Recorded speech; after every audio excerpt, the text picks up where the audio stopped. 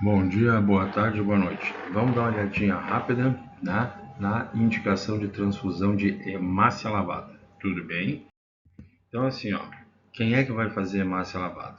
Normalmente, tá? É paciente já politransfundido, gente, então, que se conhece o histórico, bem documentado, tá? Que sempre vai ter reação, mas é uma pessoa que precisa, obviamente. Tá? Por que eu digo isso? Porque, né, segundo alguns trabalhos, 50% das transfusões no Brasil são desnecessárias, tá? E eu posso atestar isso, né, na minha vida no trabalho em hospital, tá? Então, a gente que instala transfusão aí há tanto tempo, a gente sabe que, né, tem um monte bem isso mesmo, quase metade dos pacientes realmente não precisa, tá?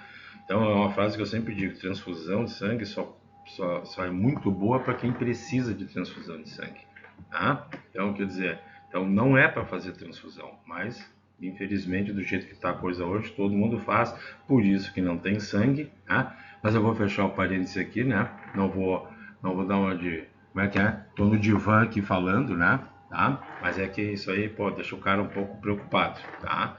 Por isso que não existe sangue em câmara fria nenhuma de lugar nenhum, tá? Porque eu acho que sangue é soro, tá?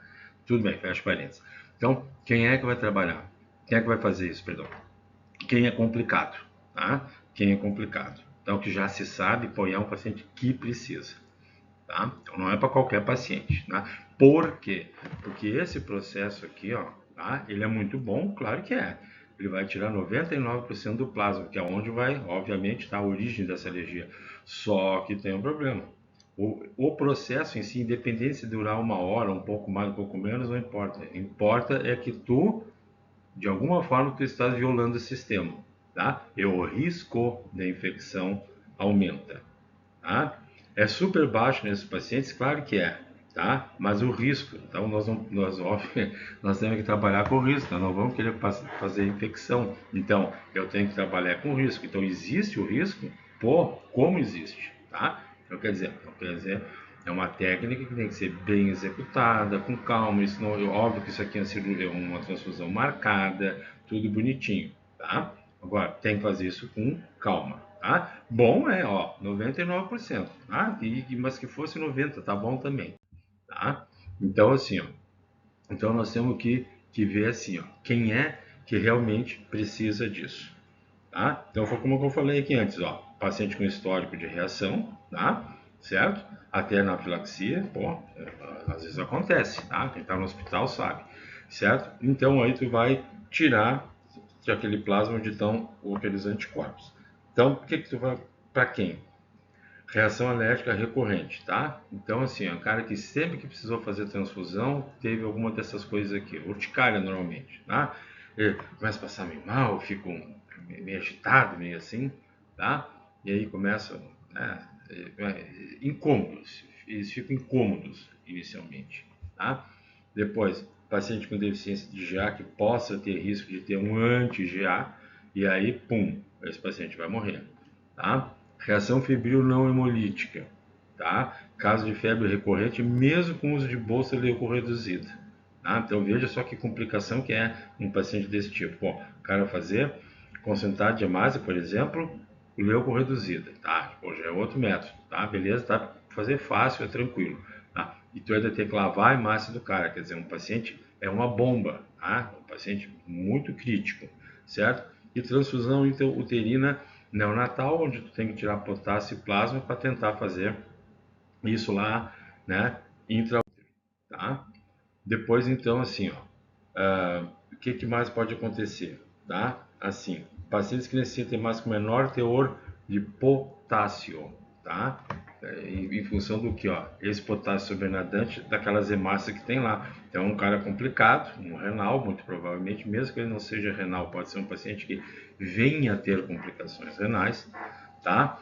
Então, isso é bem importante também.